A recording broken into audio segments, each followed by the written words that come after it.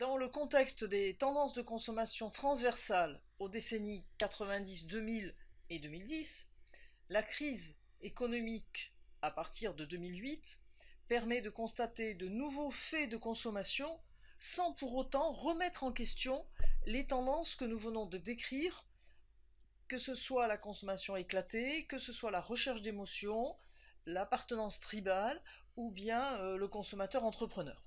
Le consommateur va organiser sa consommation en fonction de nouvelles priorités d'arbitrage. Nous voyons ici qu'en 2009, parmi les Français qui ont été moins impactés par la crise, certains d'entre eux pourraient dépenser parce qu'ils en ont les moyens, mais ils n'en ont pas envie. Ainsi, les 26% colorés en orange répondent qu'ils n'ont pas envie de dépenser, même s'ils en ont les moyens. La consommation n'est donc plus autant associée à la recherche du plaisir. Celle-ci devient un moyen de faire plutôt reconnaître son identité envers autrui et de mettre en valeur ses propres considérations d'ordre moral ou éthique. Dans cette logique, le consommateur souhaite désormais se réaliser. On distingue 4 formes d'expression de cette volonté de se réaliser au travers de la consommation dite engagée, la consommation optimisée, la coproduction de l'offre et la consommation dématérialisée. La consommation engagée correspond à des comportements par lesquels le consommateur va manifester son soutien à des valeurs qui lui sont personnelles, telles que la solidarité, l'éthique, le respect de l'environnement. Dans cette logique, il va privilégier des produits qui correspondent à ces valeurs, comme par exemple des produits issus de l'agriculture biologique, des produits issus du commerce équitable. Il peut remettre en question l'achat de produits industriels, par exemple en fabriquant ses propres produits cosmétiques ou ses propres produits d'entretien, ou privilégier une consommation d'origine locale. La consommation optimisée consiste à privilégier l'usage des produits plutôt que leur possession. Cette perspective correspond à une réalisation de soi qui passe par un usage du temps libre non contraint dans des activités privilégiant l'épanouissement plutôt que l'achat, le rangement, l'entretien de produits qui peuvent paraître fastidieux à certains consommateurs. L'exemple des vélos en libre partage, comme les Vélib à Paris, ou des initiatives comme Autocool pour des partages et des locations de voitures, correspondent par exemple à ce type de consommation fonctionnelle. D'autres consommateurs vont considérer que ce qui permet la réalisation de soi dans cette logique va consister à payer un produit le moins cher possible, par exemple en utilisant des recours de sites comme Groupon.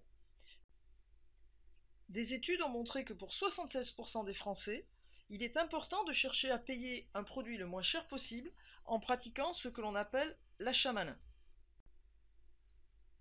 Enfin, donner aux objets une seconde vie en les échangeant, en les donnant, en les revendant, en les achetant, est aussi une forme de consommation optimisée où la réalisation de soi va passer par l'idée que l'on ne gaspille pas et que quelque part on lutte contre la consommation puisqu'on permet aux objets de continuer à être utiles à d'autres personnes.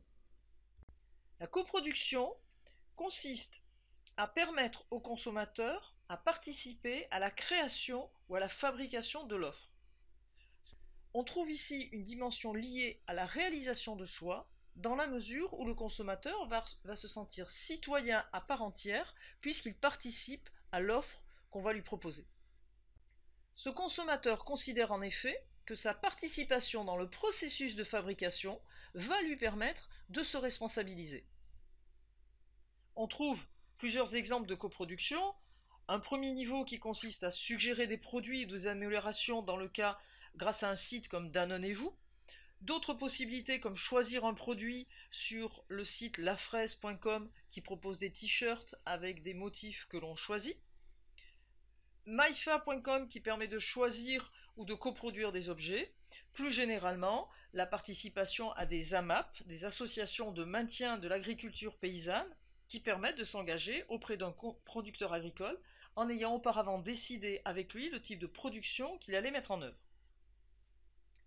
Il faut souligner, par le biais de ces exemples, qu'Internet a été le levier de cette participation, en particulier depuis que les techniques du Web 2.0 ont permis à l'internaute de devenir acteur du web en proposant du contenu.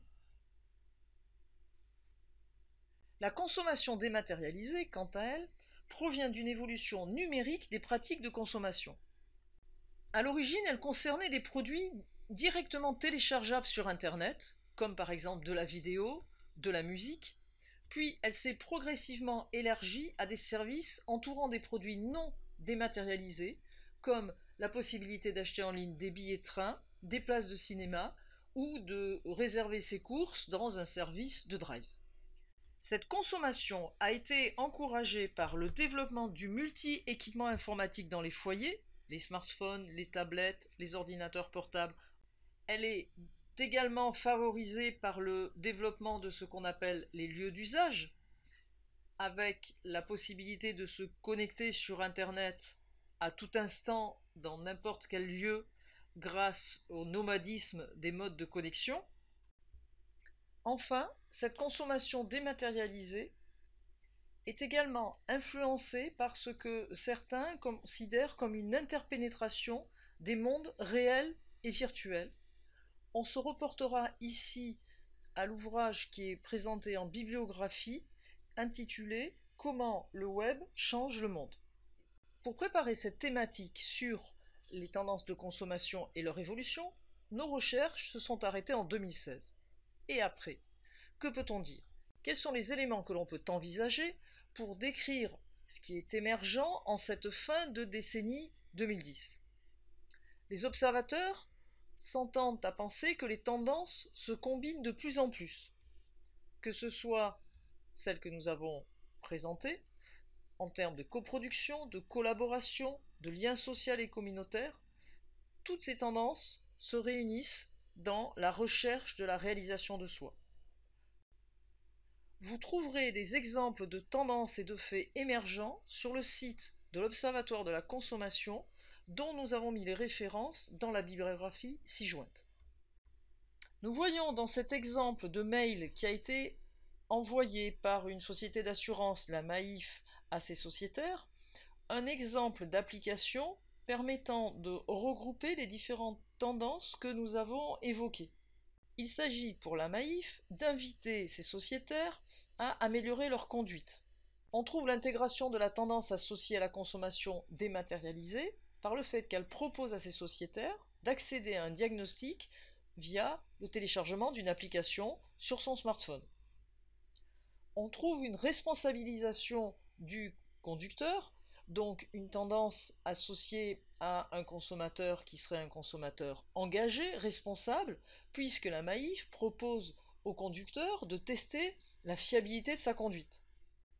Et on trouve enfin une illustration du recours à la tendance relative à la coproduction, puisqu'on demande, la Maïf demande à ses sociétaires de participer à l'expérimentation.